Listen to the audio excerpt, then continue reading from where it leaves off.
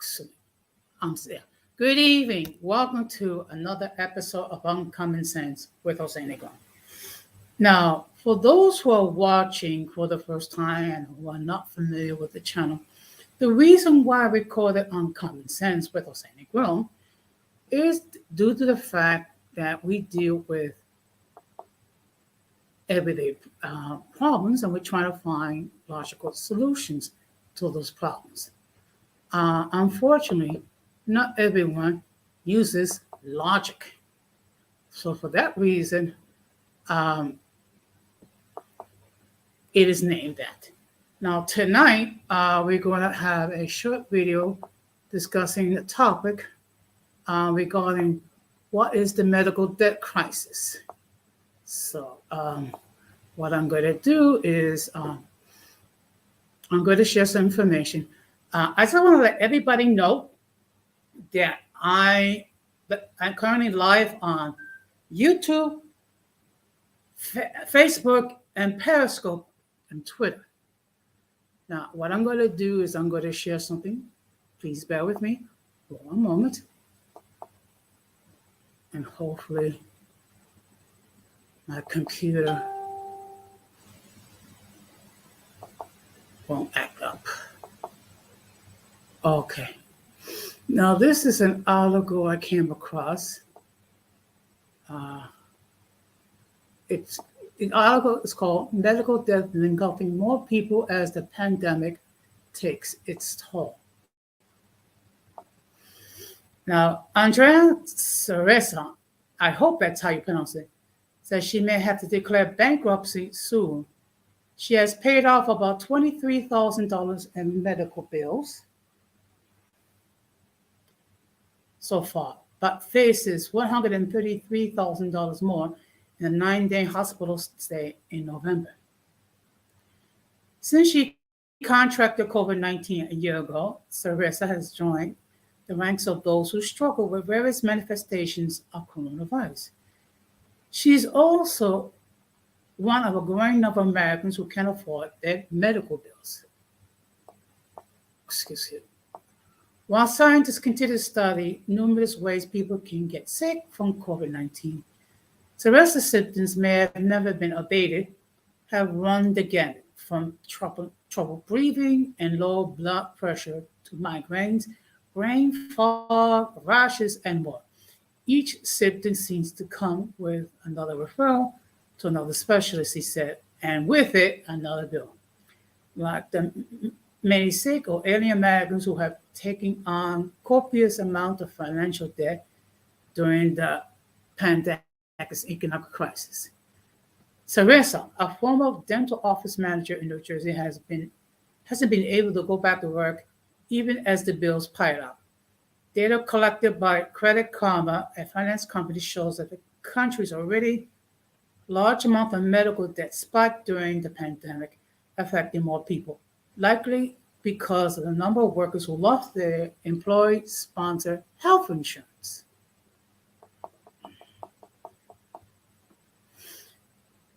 Medical debt crept up. Credit Karma members spiked by $2.8 billion, or about 6.5% from the end of May to the end of March.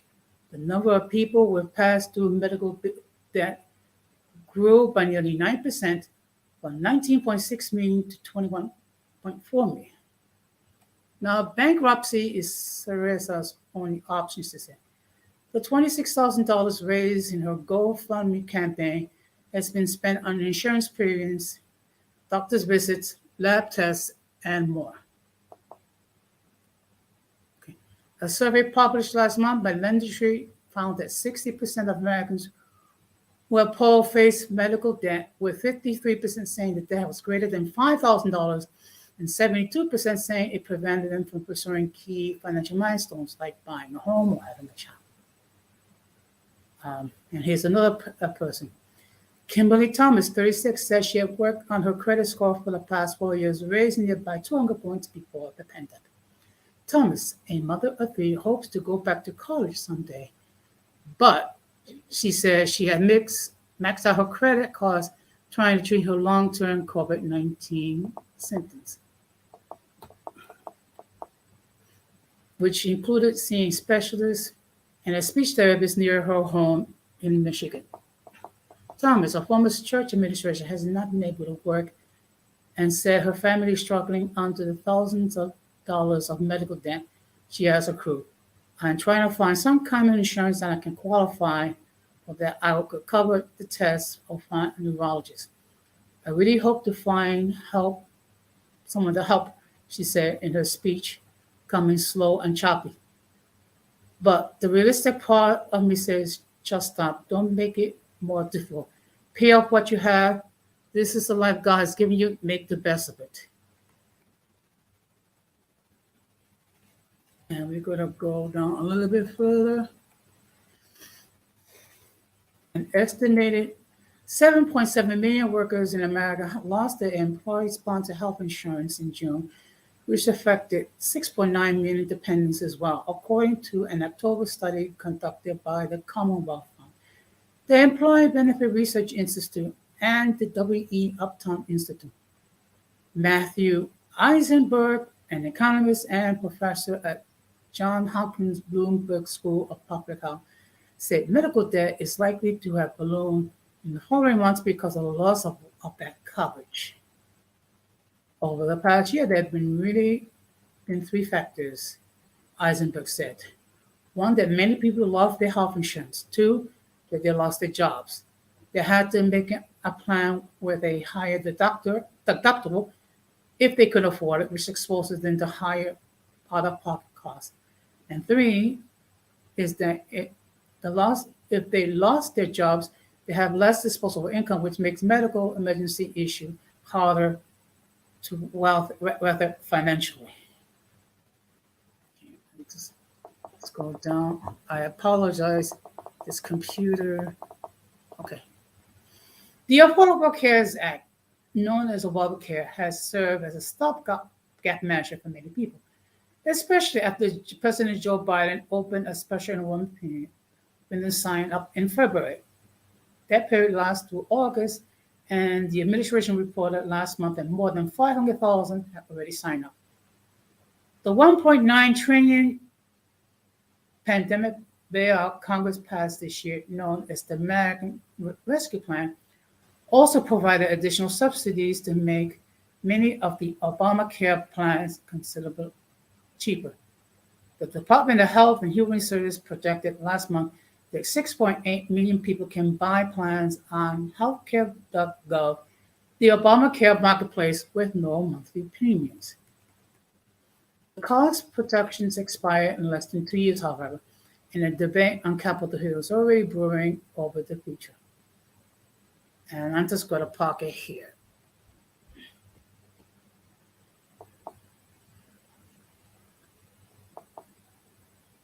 Excuse me. So as we can see here,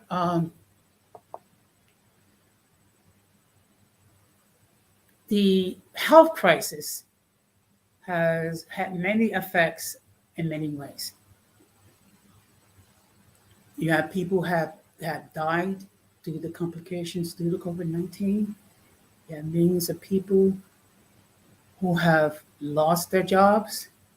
You have millions of people who have accumulated a large amount of medical debt because they lost their employer medical coverage. Now, what I'm going to do is I'm going to share another article. Just give me a moment.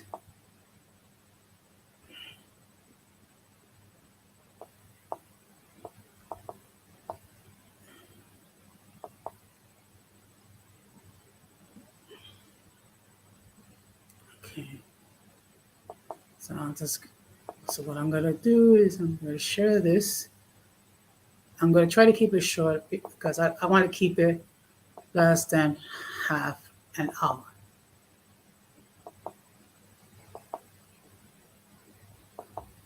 Okay. This is an article that appeared on January the 19th of this year.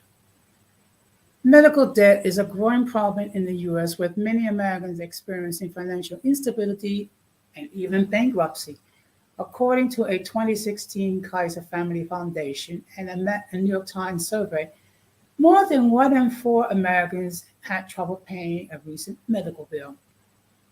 And when medical debt piles up, it can lead to difficult financial decisions, such as needing to cut back on food, clothing, and other basic household items.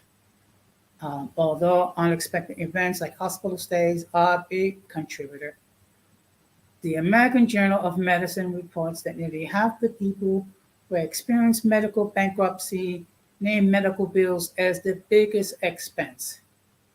But the high cost of medical care certainly doesn't help.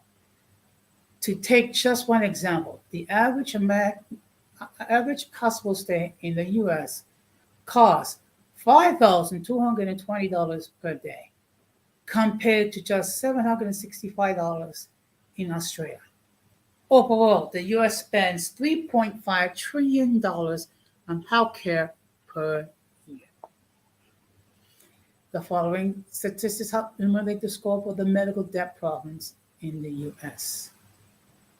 And I'm just going to read some figures here.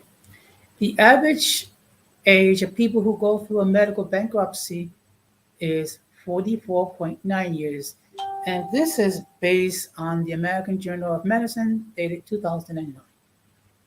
Among people who experience a medical bankruptcy, 46.3% are married, based on the same journal.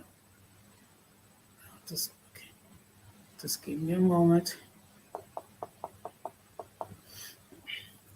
Among the people who experience a medical bankruptcy, 60.3% attended college. The average American household income in medical bankruptcy filers is $2,586 per month. Among families who experience medical bankruptcy, 20.1% are military families. The average debt for a household that experiences medical bankruptcy is $44,622. About 19.5% of consider credit report to be vulnerable medical collection. This is based on Consumer Financial Protection Bureau, dated 2014. The average unpaid medical debt recorded on credit card report is $579. 22% of debts in collection have only medical debts. 54% of consumers with medical debt have no other debts listed on their credit report. Now we're going to talk about the human cost of medical debt. Medical debt and the fear of medical debt has severe consequences for Americans. One of the largest issues is that debt can cause people to neglect medical problems. Nearly 1 in 3 Americans say they have delayed getting care because they worry about the cost. In any other field where people worry about paying too much for a service, they can shop around. But Americans who try this with medical services don't always have much luck. Among those who say they try to shop around, 69% call the experience somewhat difficult or very difficult. 21% of adults ages 18 to 64 have not undergone medical tests or treatment that has been recommended by a doctor because of the cost. And this was based on the Kaiser Family Foundation, New York Times, 2016. 32% of adults ages 16 to 64 has performed getting medical care that they needed because of cost. 40% of adult ages 18 to 61 have relied on home remedies or over-the-counter drugs instead of going to a doctor because of the cost. 34% of adults ages 18 to 64 says the doctor never explained the cause of procedures to them. Among young adults who had tried to shop around at different providers to find the best price for medical services, 69% called the experience somewhat difficult or very difficult. Among those with medical bill problems, 44% say the problem had a major impact on the family. Among those with financial bill problems, 29% says problems with medical debt started causing repaying other non-medical bills.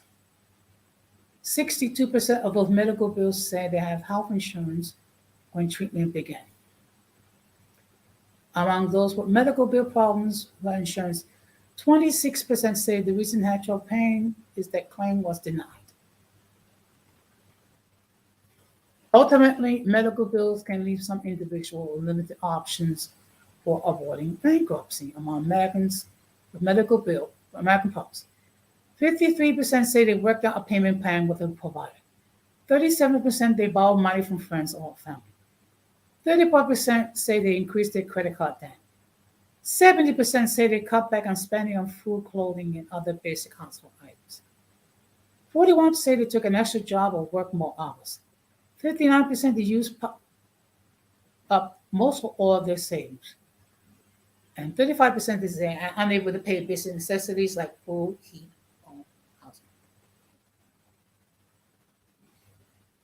Now, what we are going to show here, how do Americans try paying their debt? As you can see here, 37% try to borrow from family or friends. 34% increased their credit card debt. 41% took another job or worked more hours. 70% cut spending on food, clothing, and household items. And 59% used up most or all of their savings. Now here, 15% say they owe more than $10,000.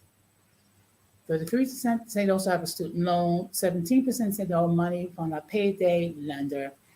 58% say they have been contacted by a collection agency. Now, here are some ways that people can get help. Okay.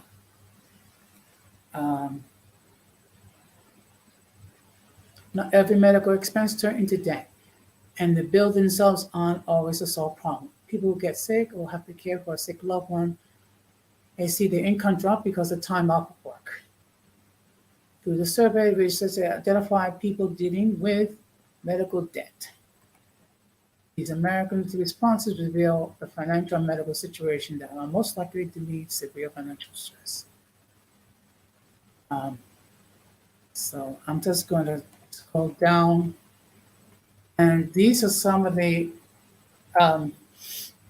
factors as far as the debt. 65% doctor visits, 65% diagnostic tests, 61% emergency room visits, 49% outpatient services, 64% lab fees, 52% prescription costs, 4% nursing home or long-term care, 41% dental care, 25% medical child care, and 66% short-term hospital stay. And these are just some so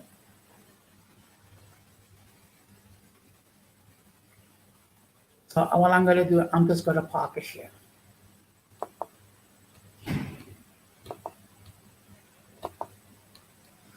So as you can see here, it's very daunting. There are things that you can do. If you try to avoid, if possible, using your credit cards, try to have some sort of a payment plan to try to pay off the debt. Also, reach out to your medical companies and see if there's any way that some of these costs can be defrayed. I'm going to share with you a personal story. 6 years ago, I was preparing to have a knee replacement on my left knee because it was hurting and it was basically bone against bone. And just prior to the date of the surgery, my health plan had denied the procedure, stating it was not medically necessary. The doctor that performed the surgery had to write a repeal, and the health plan approved the procedure because the procedure itself was thousands of dollars. So you're talking about 5 days in hospital care, plus all the medicine, plus all the lab work and all the X-rays and the medications. Um, so do try to reach out to your health plan um, to try to see if some of the costs can be mitigated. The other things you can do to try to avoid the high cost, making sure that you take better care of yourself. Try changing your diet. Try to be more healthier. Try to lead a more healthier lifestyle as a means to avoid hospitalization. Let's try to stay away from foods that are not healthy. Eat more fruits and vegetables. Um, Now, I just want to let everybody know that Sunday we're going to have part two of the issue with toxic femininity. This time, what we're going to be doing is we're going to be dealing with the solutions to dealing with toxic femininity. I have said this before, and I'm going to say it again, and I said it many times during the stream. Not all women are toxic.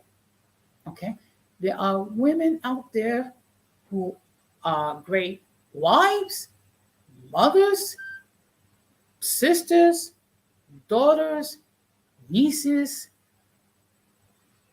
best friends, co-workers, aunts, and grandmothers. Unfortunately, you have some women who are toxic. Just like there are men that will be toxic. So we're gonna we'll have part two. It will be on live on Sunday, March the 20th at 8 p.m. Eastern Standard Time, 5 p.m. Pacific Standard Time, and 7 p.m. Central Standard Time.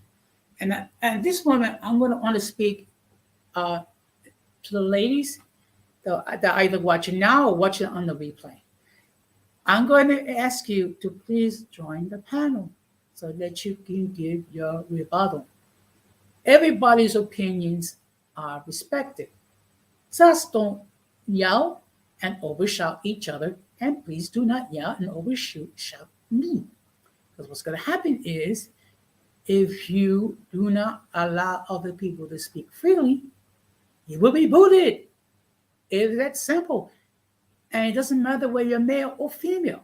Let's just discuss this topic with certain amount of decorum and certain amount of respect. Now, at some point in season 3, I will be discussing the issue of toxic masculinity.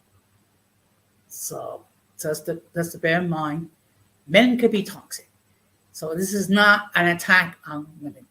And again, there are some great women out there. Okay? So let's keep it real. Also, let's keep it real. There's some toxic women, and as well, there's some toxic men. Now, what I'm going to ask, if you have not done so, please subscribe, like, hit the bell notification to all. So therefore, whenever I do prepare any programming, you will be notified and you will have the opportunity to either catch it live or catch it on the playback. I just want to say thank you very much for all the people who have supported my channel or watched my content. And I really appreciate the fact that with the last 6 weeks, I've gained 13 subscribers. It really does my heart very, it does my heart very much. It touches my heart. And it just shows that there are some people who do appreciate quality content. Now, season 3 will begin the first Sunday of April. I do have some surprises. I plan to do some different things. So I just want to ask everybody to please join in on the ride. That being said, I'm going to close the same way that I always close. Do not let the errors of the past damage your future. And we must do everything possible to avoid contact with a mentally and intellectually challenged. Because if we fail to do so, we will be infected by their stupidity and mass insanity.